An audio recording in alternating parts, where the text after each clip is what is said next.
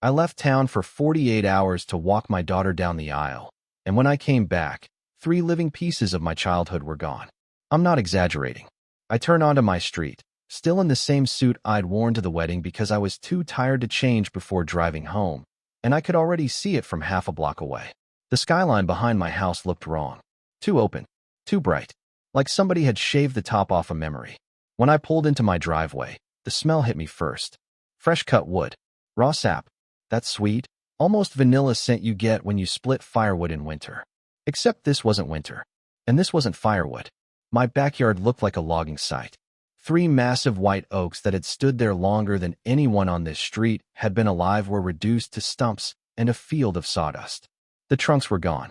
The canopy was gone. The shade that used to cool the entire backside of my house every summer afternoon was gone. And the only thing louder than the silence was the sound of my neighbor's new waterfall feature pouring into her infinity pool. Her name is Clare Hallbrook. At least it was when she lived next door to me. Claire moved into the neighborhood about 3 years ago. She bought the old Whitman house, a 1920s brick colonial with ivy crawling up the sides, tore it down within 6 months, and replaced it with what she called a contemporary statement. Floor-to-ceiling glass, steel beams, imported limestone, and a rooftop deck with LED strip lighting that glowed like a spaceship landing pad at night. This is a historic district outside Asheville, North Carolina. Most of us have been here for decades. My parents bought my house in the 70s. I grew up climbing those oaks. I carved my initials into one of them when I was 12. I proposed to my wife, Marissa, under the biggest one.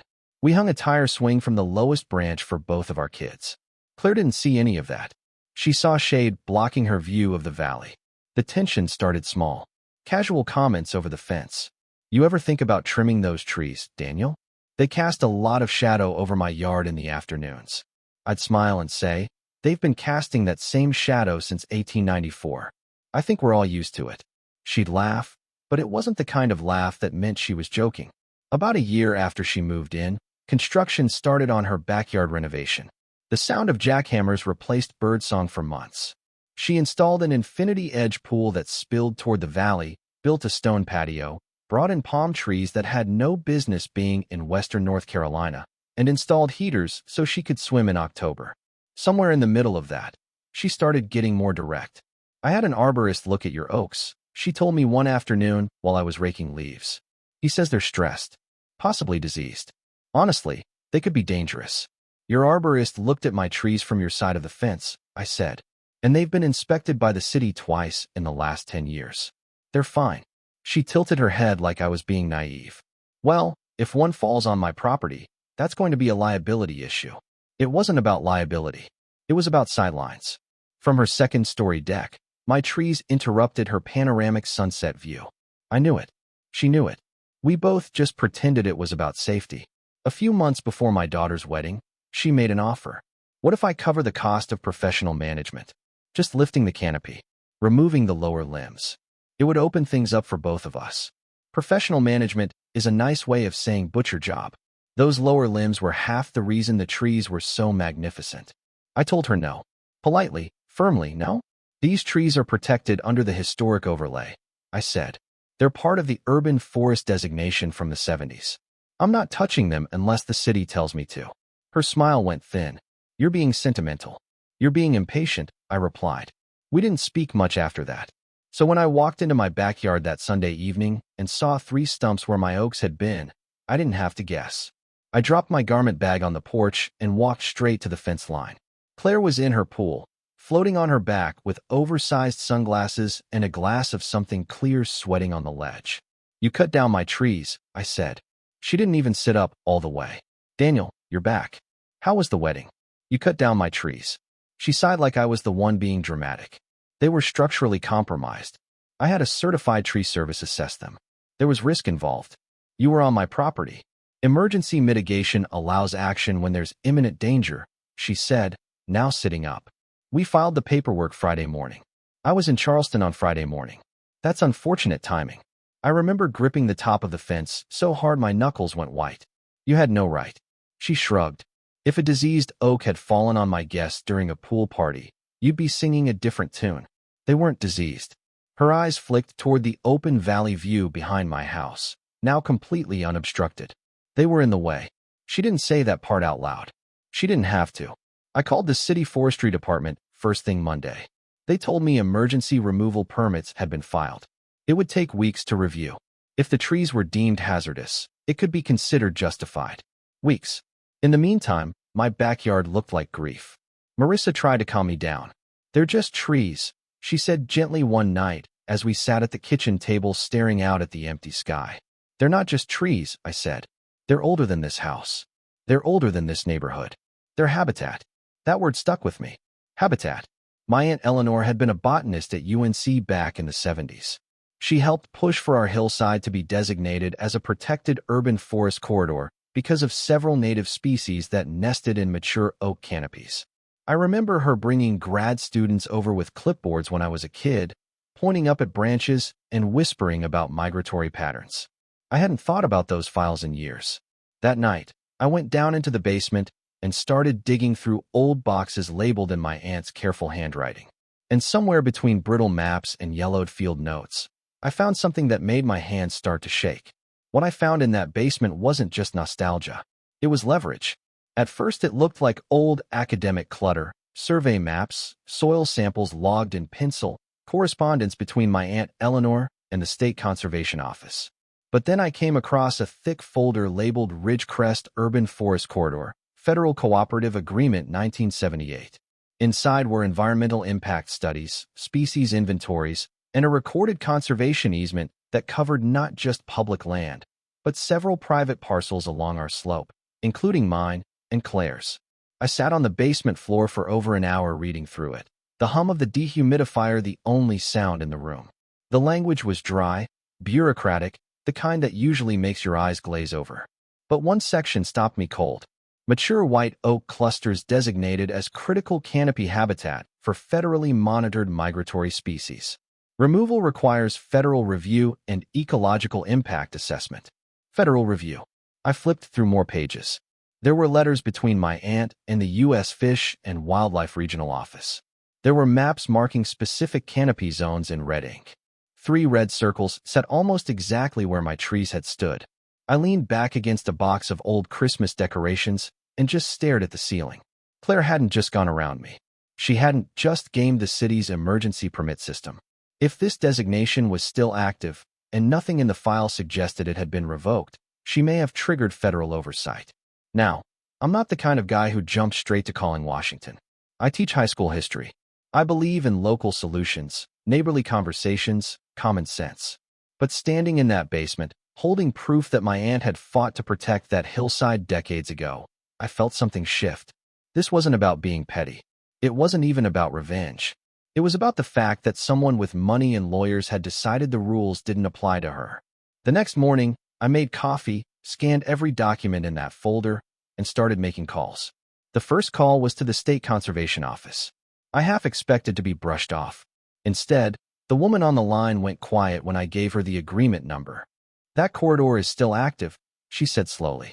"Any canopy removal within designated zones should trigger an automatic review." "It didn't," I said. There was a pause. Then she asked for my address.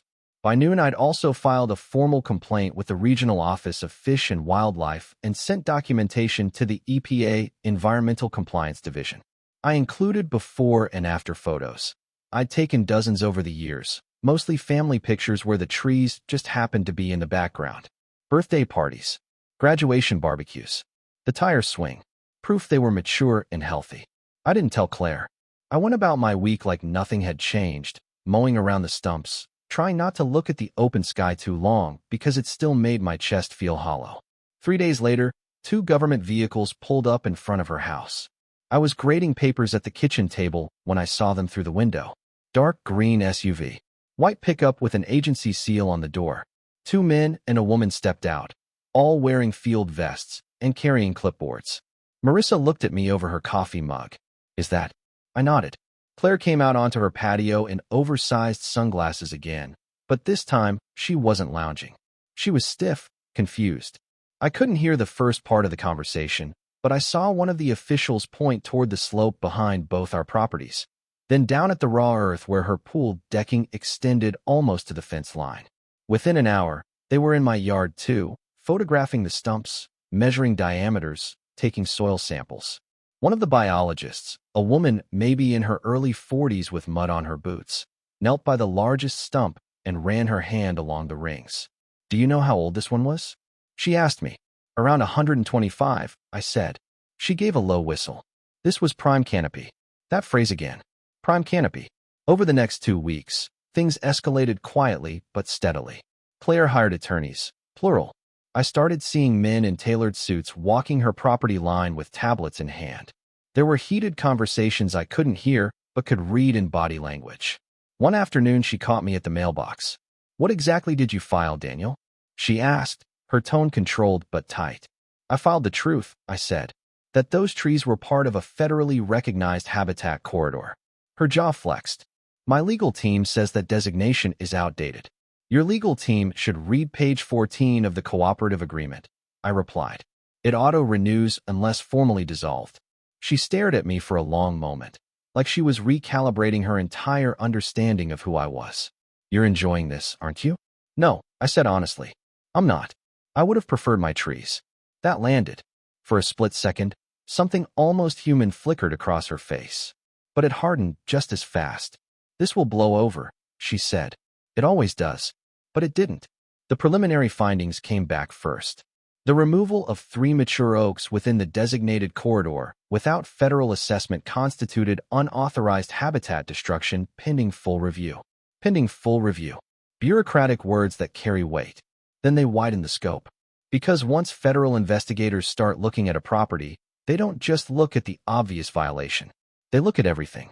Her 2-year backyard renovation came under scrutiny. The pool excavation had cut into native root systems beyond her lot line. Several of the imported landscaping elements were classified as invasive species under state guidelines. The hardscape coverage exceeded permeable surface limits required within the corridor. It wasn't one violation. It was a pattern. I didn't dance in my kitchen. I didn't pop champagne. Mostly I felt stunned at how quickly confidence can curdle into panic. One evening, about a month after the trees were cut, there was a knock at my door. It was Claire. No sunglasses this time. No poolside poise. Just Claire in a plain sweater, hair pulled back tight. "We need to talk," she said. Marissa glanced at me from the living room.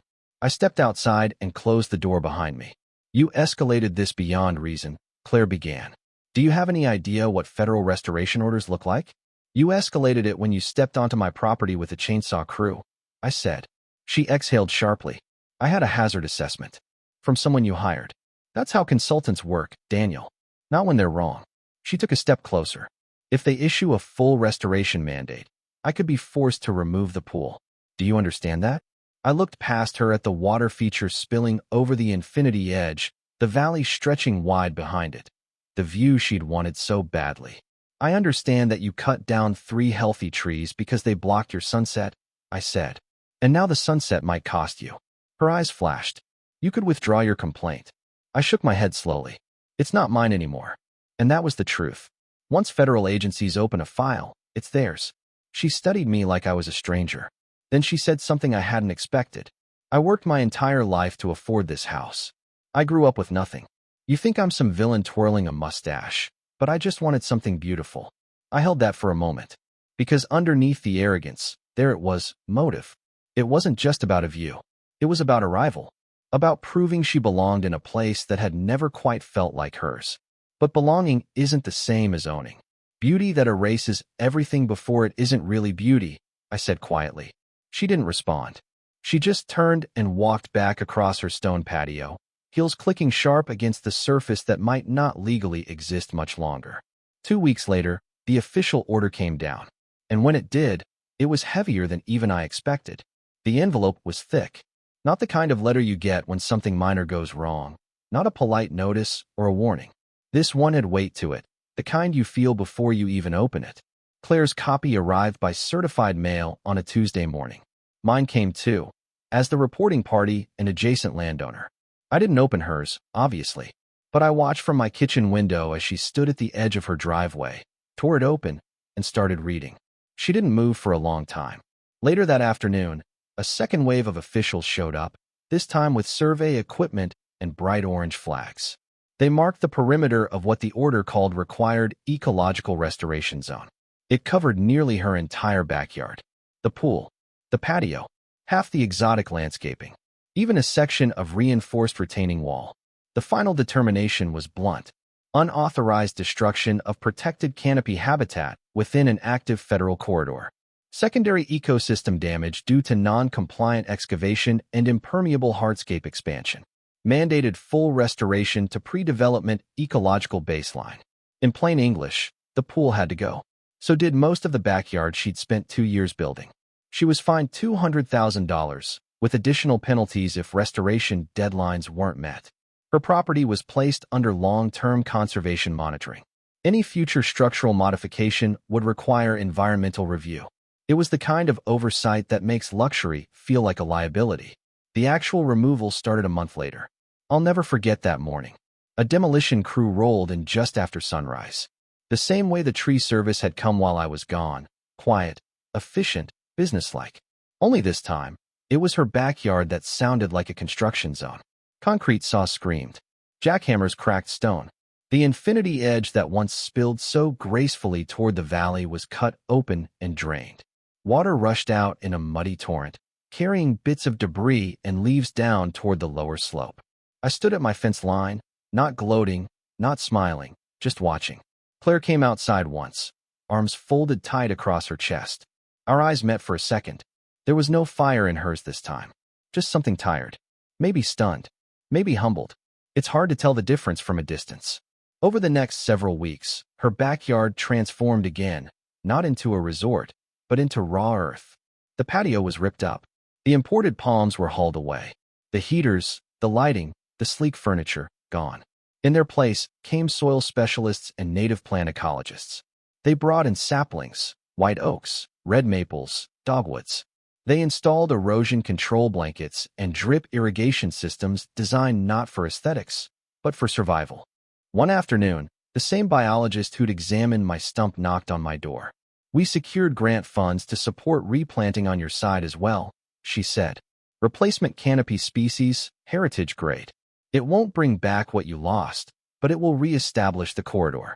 I nodded, not trusting my voice for a second. "Thank you."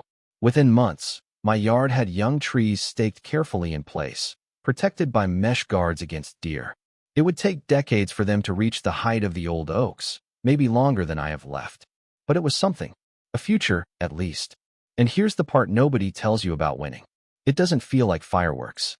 It feels quiet. There were nights I'd sit on the back steps, looking at the open sky where the canopy used to be, listening to the reduced echo of sound without those thick leaves to soften it. Even with Claire's pool gone, even with the fines and the oversight and the legal vindication, I still missed my trees. Justice doesn't rewind time. About 6 months after the restoration order, a for sale sign appeared in Claire's front yard. The listing didn't mention the federal monitoring. It talked about modern design and breathtaking views and custom finishes. But buyers do their homework, especially at that price point. Word travels fast in real estate circles. The house sat on the market for months. I'd see prospective buyers walk through, step out onto the back deck, and pause when they noticed the orange conservation markers and the small sign posted by the state indicating protected habitat under supervision. Eventually, the price dropped. Then it dropped again. One evening, as the sun set unobstructed over a yard that was slowly returning to something closer to what it had been decades ago, Claire knocked on my door one last time. She looked different, less polished, more human. "I sold it," she said. "I'm sorry," I replied, and I meant it in a way that surprised even me. She gave a small, humorless laugh. At a loss. A significant one. We stood there in the kind of silence that only happens after a storm has already passed. "I never hated your trees," she said finally. "I just hated what they represented." "Which was?" I asked. "Roots," she said. "People who belonged before I got here." That landed deeper than anything else she'd ever said. This neighborhood can feel insular, generational, sometimes resistant to change. Claire hadn't just wanted a better view. She'd wanted proof she could reshape the landscape to match her story. The problem was, the land had its own story. "You could have belonged," I said quietly, without cutting anything down. She nodded, eyes distant, like she was replaying different versions of the last 3 years in her head. "Maybe," she said. She moved to a high-rise condo downtown. Glass, steel, no trees tall enough to block anything. The new buyers who eventually purchased her old house were a younger couple from Charlotte. They actually came over with a bottle of wine the first week they moved in. "We love the restoration project," the wife told us. "It feels grounded." Grounded. I like that word. It's been almost 3 years now. The saplings in my yard are taller. Birds have started nesting again, tentative at first, then more confidently this past spring. The shade isn't what it used to be, but it's coming back, slowly. Sometimes I still run my hand over the old stumps that were left low to the ground. The rings are visible if you look close. You can count droughts and good years, silent history written in wood. People ask me if it was worth it. The stress, the tension, the legal back and forth. I usually say yes, but here's where it gets complicated. Property rights matter. So does progress. Neighborhoods change. New people bring new energy, new ideas. Not every old thing needs to stay untouched forever. At the same time, not everything is disposable just because it's inconvenient. Claire wasn't a cartoon villain. She was ambitious. She was proud. She wanted to build something beautiful that proved she'd made it. I understand that instinct more than I'd like to admit. But beauty that requires erasing someone else's foundation, or a century of living roots, carries a cost. In her case, that cost was financial, reputational, tangible. In mine, it was emotional. 3 trees that shaded my childhood are gone. No federal order can bring those exact branches back. What this whole thing taught me is that community isn't just shared fences and polite waves at the mailbox. It's shared responsibility, shared restraint. Sometimes the most powerful thing you can build is a boundary you choose not to cross. So I'm curious what you think. If you were in my position, would you have filed those complaints? Or would you have let it go to keep the peace? And if you were in hers, ambitious, self-made, finally able to afford the dream, would you have seen the trees as history or as obstacles? Drop your thoughts in the comments. I read more of them than you'd expect. Because at the end of the day, this wasn't just about oaks or pools or permits. It was about who gets to shape a place and who has to live with what's left behind.